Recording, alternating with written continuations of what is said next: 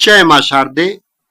प्रायः कुंडली में फलादेश करने के 3 प्रकार होते हैं। पहला, जन्म लग्न से ग्रहों की स्थिति के अनुसार। दूसरा, चंद्र लग्न से ग्रहों की स्थिति के अनुसार। और तीसरा, नवांश कुंडली के अनुसार। जातक और चंद्रमा से मन का विचार किया जाता है। मन की ही शांति और अशांति, सबलता और निर्बलता के अनुसार इहलौकिक और पारलौकिक सभी शुभ अशुभ कार्य हुआ करते हैं। अतः फलादेश का मुख्य अंग चंद्रमा ही हुआ।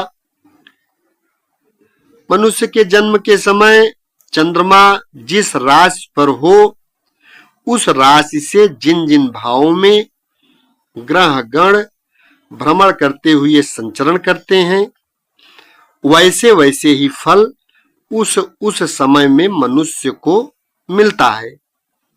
इसी को गोचर फल कहते हैं। किंतु संपूर्ण मानव मात्र के चंद्रमा अकेले को देखकर, जैसे चंद्रमा इन्हीं 12 राशियों में किसी न किसी एक राशि में हमेशा रहता है, तो साधारण गोचर फल केवल 12 ही प्रकार का होगा। लेकिन ऐसा होता नहीं है। इसलिए जन्मकालीन ग्रह स्थिति और जन्म लग्न स्थित राशि, इन 8 स्थानों से यदि गोचर फल का विचार किया जाए तो निश्चित ही विश्वास योग्य फलादेश देखने को मिलता है। इसी को अष्टक वर्ग विधि कहते हैं।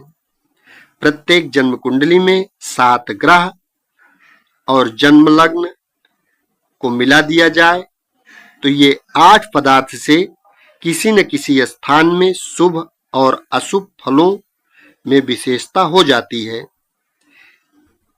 प्रत्येक ग्रह एवं लग्न के लिए अपने अपने स्थान से जिन जिन स्थानों में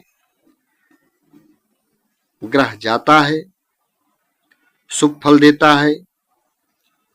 इस शुभ फलदायित्व स्थान को रेखा या बिंदु के द्वारा विद्वान लोग दिखलाते हैं।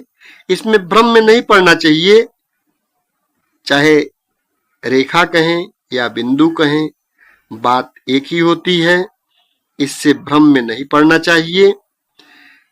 चाहे जिस चिन्ह से माना जाए, उस चिन्ह से अशुभ फल द्योतक रेखा या शून्य को कहते हैं, करण कहते हैं। आज हम शनि की करण संख्या के बारे में बताएंगे। इसके पहले के वीडियो में हम सूर्य, चंद्रमा, मंगल, गुरु, शुक्र के बारे में बता चुके हैं। प्लेलिस्ट में जाकर या मेरे वीडियो में जाकर आप देख सकते हैं। आज शनि से करण और करण प्रद ग्रह की हम चर्चा करेंगे। शनि से 2, 7, 9 भाव में 7 करण होते हैं। 8, 1, 4 भाव में 6 करण। 10, 3, 12 भाव में 4 करण। 6 भाव में 1 करण। 5 भाव में 5 करण। 11 भाव में 0 करण होता है। इसको आप स्क्रीन पर ये जो शनि करण कोष्ठक चल रहा है, इससे आसानी से समझ सकते हैं। शनि से 4, 1 भाव में लग्न सूर्य को छोड़कर सभी ग्रह करण प्रद होते हैं। 2, 7 भाव में सूर्य को छोड़कर शेष 7 ग्रह करण प्रद होते हैं। 9 भाव में बुध के बिना 7 ग्रह करण प्रद होते हैं। 10 भाव में लग्न मंगल सूर्य बुध के बिना चंद्रमा गुरु शुक्र शनि 4 ग्रह करण प्रद होते हैं। 3 भाव में गुरु सूर्य बुध शुक्र ये 4 ग्रह करणप्रद होते हैं। छठे भाव में केवल सूर्य करणप्रद होते हैं। 12वें भाव में लग्न, चंद्रमा, शनि, सूर्य, ये 4 ग्रह करणप्रद होते हैं। 5वें भाव में शुक्र, सूर्य, चंद्रमा, बुध, लग्न, ये 5 ग्रह करणप्रद होते हैं। 8वें भाव में लग्न, सूर्य, ये 2 ग्रह करणप्रद होते हैं। 11वें भाव में कोई ग्रह करणप्रद नहीं होता। यह शनि की बिंदु संख्या कही गई है। पहले की वीडियो में भी बताए हैं, यहां भी आपको स्पष्ट रूप से समझ लेना चाहिए कि शनि जिस स्थान में आपकी कुंडली में बैठा है, वहां से जिन जिन स्थानों में बिंदु है, उन स्थानों में जब वह गोचर में जाएगा तो अशुभ फल देगा, और जिन जिन स्थानों में बिंदु नहीं है, जब उन भावों में जाएगा गोचर में तो शुभ फल देगा। इस प्रकार से अष्टक वर्ग कुंडली के द्वारा आप शनिकरण कोष्ठक से कुंडली का मिलान करते हुए शुभ और अशुभ का फलादेश बहुत ही आसानी से कर सकते हैं।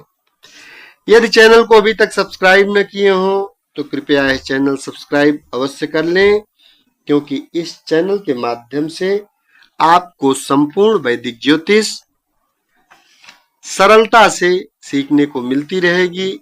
यहाँ जितनी बातें बताई जाती हैं सब की सब एथेंटिक होती हैं, लिखी हुई होती हैं, कोई कपोल कल्पित नहीं है।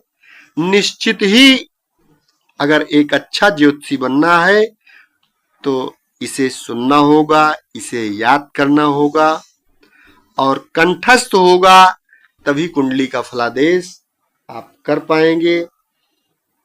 शेष अगले भाग में। धन्यवाद।